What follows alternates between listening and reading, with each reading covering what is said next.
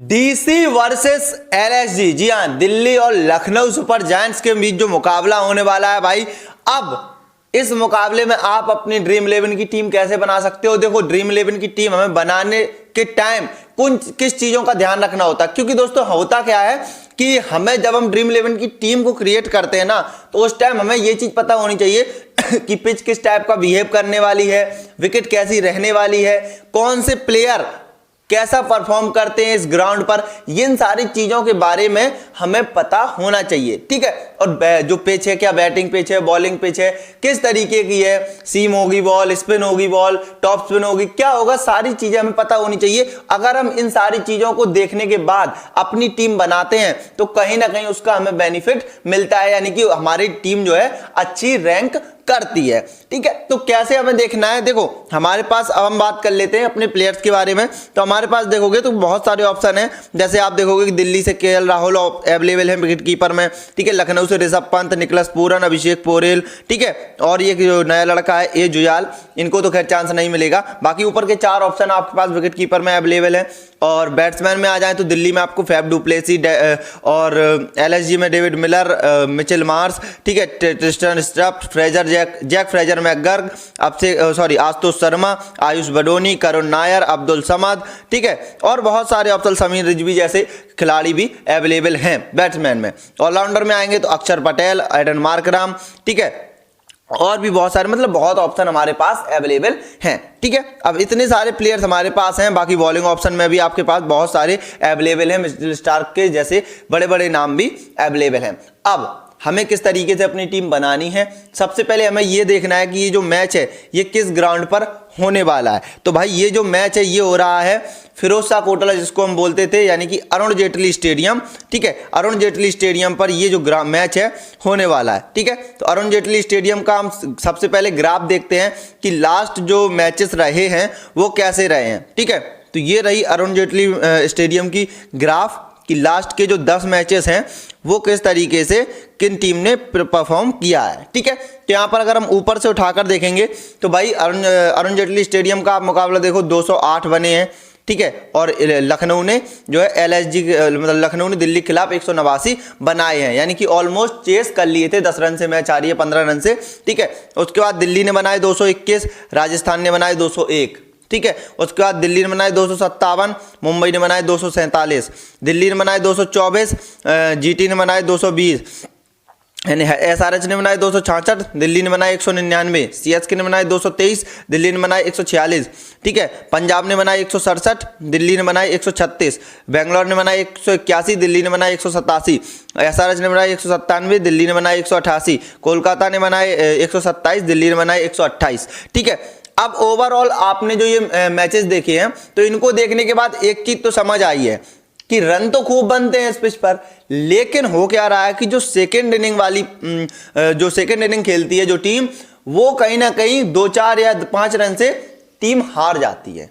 देखो आप यहां से उठाकर देखोगे आप ऊपर से फर्स्ट मैच से ही, तो ये देखो फर्स्ट मैच भी लूज की है 20 रन से, ठीक है। उसके बाद यहाँ पर दिल्ली 221 यानी 20 रन से दूसरा मैच राजस्थान लूज की है, ठीक है। यहाँ पर देखो आप 7 रन से मुंबई लूज की है, ठीक है। 4 रन से गुजरात लूज की है, ठीक है। और यहाँ पर ये तो खैर 266 तो चेस होते ही कहाँ है, ठीक है, बाई चांस कभी हो जाए। उसके बाद 223 पे 146, यानी कि यहाँ पर चेस कम होते, कहीं ना कहीं जाकर टीम लास्ट में फंस जाती है।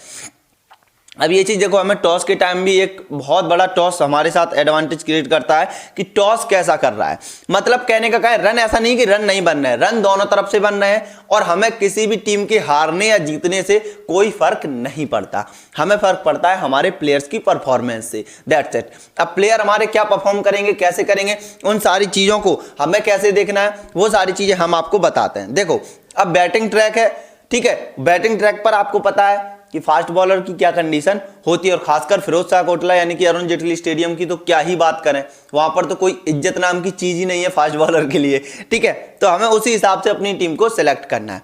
देखो हमारे पास विकेट कीपर में जो ऑप्शन अवेलेबल हैं वो यहाँ पर KL Rahul, Rishabh Pant, Nicholas Pooran, ठीक है।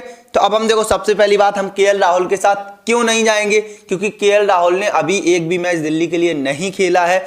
अब ये ओपन करेंगे, ये तो कंफर्म है, ठीक है, लेकिन ओपन करेंगे तो लेकिन इनकी परफॉर्मेंस कैसी रहने वाली है, क्योंकि पिछले T20 मुकाबले उठाकर देखें, पिछला IPL का ग्राफ उठाकर देखें, इनकी परफॉर्मेंस बिल्कुल नहीं आई है। तो ठीक है, तो इस बेस पर हम KL राहुल को इस मैच के दौरान तो हम और ड्रॉप करने वाले हैं। और ऐसा नहीं कि हम प्रॉपर हमने सोच लिया कि भाई ड्रॉप कर दिया है, नहीं, अगर टॉस के बाद हमें लगता है कि दिल्ली पहले बैटिंग करेगी तो KL राहुल को हम प्रेफर करेंगे। ठीक है, तो टॉस के बाद वाली टीम टेलीग्राम चैनल पर हम डाल देते हैं, जैसे ही टॉस होता है हम जो भी चेंजेस करते हैं उसका स्क्रीनशॉट वहां पर अपलोड कर देते हैं, आप लोग भी सेम देख सकते हो। ठीक है, तो अभी फिलहाल के लिए हम KL राहुल को छोड़ रहे हैं। ठीक है, और अभी हम जाएंगे निकलस पूरन के साथ। ठीक है, ऋषभ पंत को मैं ड्रॉप कर रहा हूं, क्योंकि मैंने देखा है Rishabh Pant as a captain उतना इफेक्टिव साबित नहीं होते हैं।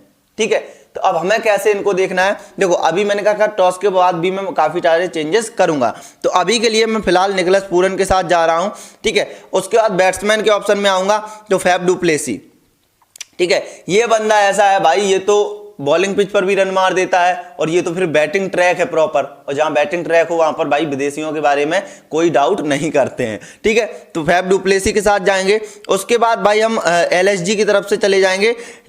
मिचेल मार्श अगर अवेलेबल रहते हैं तो मिचेल मार्श को लेंगे, अगर अवेलेबल नहीं है मिचेल मार्श तो हमें यहाँ पर एक कंप्रोमाइज करना होगा, या तो मिचेल मार्श या फिर डेविड मिलर। ठीक है, अब आप कहोगे एक ऊपर का बैट्समैन एक नीचे का बैट्समैन, ऐसे कैसे कंपेयर हो गया? देखो कंपेयर उस तरीके से नहीं करते, कंपेयर हम कर रहे हैं हार्ड हिटिंग से, जो बैटिंग ट्रैक पर अच्छे रन कर सके। ठीक है, नीचे आके डेविड मिलर को अगर 3 ओवर भी मिल जाएंगे ना तो 18 में 50 मार देगा। ठीक है, तो डेविड मिलर के पास ये कैपेबिलिटी है, तो इसलिए डेविड मिलर को हम छोड़ नहीं सकते हैं। बाकी यहाँ पर हमारे पास जो ऑप्शन है मिचेल मार्श के साथ हम जा सकते हैं अगर अवेलेबल रहते हैं, लेकिन फिलहाल मुझे लगता है कि मिचेल मार्श अवेलेबल नहीं है। ठीक है, इसलिए हम क्या करेंगे, यहाँ पर अभी डेविड मिलर के साथ जाएंगे। ठीक है, उसके बाद हम यहाँ पर जाएंगे ट्रिस्टन स्टफ को हम क्विट करेंगे, यानी कि स्किप करेंगे। उसके बाद जाएंगे फ्रेजर मैकगर्थ, क्योंकि ये पावर प्ले का प्लेयर है। अगर पावर प्ले में ये बंदा भाई 5 ओवर खेल गया तो दिल्ली की तो बल्ले बल्ले हो ही जाती है, साथ ही साथ आपकी भी हो जाएगी, क्योंकि आपकी टीम में ये बंदा अवेलेबल होगा। ठीक है, तो इतने 2 प्लेयर हमने ले लिए, 3 बैट्समैन ले लिए हमने यहाँ से। ठीक है, और नीचे चलेंगे, देखेंगे कोई लड़का अगर मिल जाए ठीक ठाक सा तो उसको भी हम पिक कर लेंगे। ठीक है, LSG की तरफ से आयुष बदोनी बहुत नीचे बैटिंग करने आते हैं, तो इनको लेना अभी कोई जो है समझदारी वाली बात नहीं है। अभी हम चलते हैं ऑलराउंडर के सेक्शन में। ऑलराउंडर में भाई आप कैप्टन अक्षर पटेल को मिस नहीं कर सकते।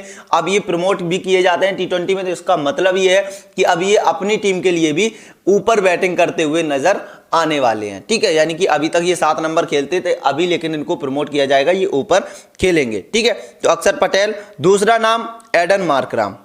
ठीक है, एडन मार्कराम एक ऐसा प्लेयर है जो आपको कहीं से भी मैच निकाल के दे सकता है। ठीक है, तो एडन मार्कराम के साथ चले जाएंगे।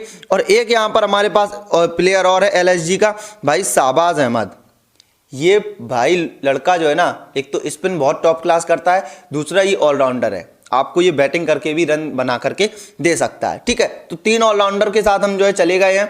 बाकी अगर हम यहाँ पर बॉलिंग सेक्शन की बात करें तो बॉलिंग सेक्शन में भी आपको यहाँ पर कुलदीप यादव के साथ जाना है। ठीक है, और मैं आपको बता दूं मिचेल स्टार्क, मैं मिचेल स्टार्क के साथ बिल्कुल भी नहीं जाऊंगा, क्योंकि जो अरुण जेटली स्टेडियम है वहां पर इनका रिकॉर्ड इतना खराब है, इतना खराब है, मैं क्या बताऊं आपको। ठीक है, तो मिचेल स्टार्क को बिल्कुल भी पिक नहीं करना है। ठीक है, अगर किसी को पिक करना है तो हमारे पास ऑप्शन बचते हैं रवि बिश्नोई एंड मयंक यादव।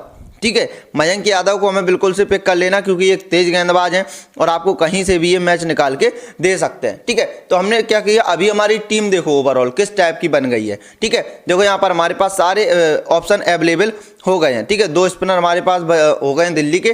ठीक है, अब हमें क्या यहाँ पर दिक्कत आ रही है, भाई हमें दिल्ली के बैट्समैन को एक को और बढ़ाना पड़ेगा। ठीक है, तो दिल्ली का बैट्समैन यहाँ पर कीपर के ऑप्शन में हमारे पास जैसे राहुल अवेलेबल हैं, और यहाँ पर हम ट्रिस्टन स्टफ्स के साथ चले जाएंगे, आशुतोष शर्मा के साथ चले जाएंगे, जो कि नीचे आपको अच्छा खासा टच देते हैं। तो भाई हम आशुतोष शर्मा के साथ जरूर जाएंगे। अगर आशुतोष शर्मा खेलते हैं तो भाई हमारी जो प्लेइंग 11 है वो इस टाइप की होने वाली है। अब बात करेंगे कैप्टन एंड वाइस कैप्टन हमारे कौन हो सकते हैं, ये भी एक बड़ा डाउट हमारा रहने वाला है। ठीक है, क्योंकि कैप्टन और वाइस कैप्टन बहुत ज्यादा मैटर करते हैं। ठीक है, जैसे कि मैंने कल की जो टीम बनाई थी चेन्नई वाले मैच की, मैंने वहां पर काफी सारी चीजें बताई थी जो कि काफी हद तक सही भी गई हैं। ठीक है, तो ये सारी चीजें आपके अंदर होनी चाहिए। या फिर मैंने जो फर्स्ट मैच KKR वाला था मैंने उसमें बताया था भाई सबकी पसंद थी आंद्रे रसल, मैंने कहा रसल फ्लॉप होगा, रसल भाई फ्लॉप होगा। ठीक है, और मैंने कहा था वो एक भी ओवर भी नहीं डालेगा, उसने एक भी बॉल भी नहीं डाली। तो ये सारी चीजें हैं, ये आपको कम पता चलती है जब आपके अंदर नॉलेज होती है क्रिकेट की। ठीक, अब बात आती है कैप्टन वाइस कैप्टन की। तो यहां पर देखो फैफ डु प्लेसी को 15% लोगों ने कैप्टन किया हुआ है। ठीक है, 15% लोगों ने फैफ डु प्लेसी को कैप्टन करा हुआ है। अक्षर पटेल को भाई साहब 23% लोगों ने कैप्टन बनाया हुआ है। इसी से आप समझ सकते हो कि इस बंदे का जो है पिछले कुछ दिनों में क्या ऑरा बना है। ठीक है, तो अब देखो यहां पर जो लोग इस तरीके की थिंकिंग से जा रहे हैं कि अक्षर पटेल या बहुत सारे लोगों के साथ, तो देखो मैं आपको सजेस्ट करूंगा कि आप, जरूरी तो नहीं है कि ओपनर चल ही जाए, हो सकता है मारने के चक्कर में विकेट भी जल्दी गिर जाए। अब जल्दी जब विकेट गिरती है तो संभालता कौन है भाई? संभालते हैं आके 3 नंबर 4 नंबर के बैट्समैन।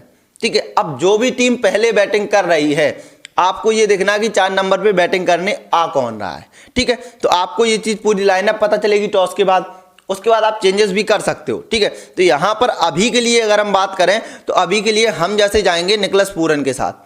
ठीक है, निकोलस पूरन को मैं करूंगा कैप्टन।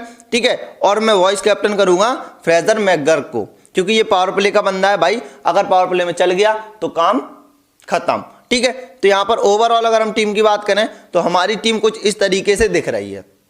ठीक है, ये है टीम। आप स्क्रीनशॉट लेकर भी इसको जो है सेम टू सेम बना सकते हो, और टॉस के बाद जो भी चेंजेस करने होंगे वो हम आपको बताएंगे। ठीक है, क्योंकि देखो स्पिन पिच पर क्या होता है, मतलब सॉरी बैटिंग ट्रैक पर क्या होता है कि फास्ट बॉलर को मदद मिलती नहीं है भाई, वहां पर विकेट लेते हैं स्पिनर। ठीक है, स्पिनर विकेट लेते हैं जब, तो होता क्या भाई, फ्रेजर मैकगर्क स्पिनर को कोई भी इज्जत नहीं देता है, इसलिए ये बेटर ऑप्शन होने वाला है हम सभी के लिए। ठीक है, तो फ्रेजर मैकगर्क और यहाँ पर निकोलस पूरन ये स्पिनर को भाई बच्चा समझते हैं। ठीक है, तो हमने ऐसे प्लेयर्स को कैप्टन वाइस कैप्टन किया है जो स्पिनर को तो मारते ही मारते हैं और फास्ट बॉलर के लिए कोई हेल्प है ही नहीं। ठीक है, तो ये चीज होनी चाहिए। आप जब टीम बना रहे हो तो आपके पास इतनी नॉलेज होनी चाहिए कि किस तरीके से आपको टीम डिजाइन करनी है। तो ये रही हमारी टीम, आप सेम टू सेम बनाओ। ठीक है, और अगले मैच की टीम के लिए भी आप रेडी रहो, बहुत जल्दी आपको अगले मैच की वीडियो मिलने वाली है। ठीक है, तो चलो मिलते हैं फिर, तब तक ख्याल रखो। वीडियो पसंद आई तो वीडियो को लाइक करके चैनल को सब्सक्राइब करना, ताकि आप लोगों की हेल्प मैं ऐसे ही करते रहूं। मिलते हैं फिर, वंदे मातरम, जय हिंद।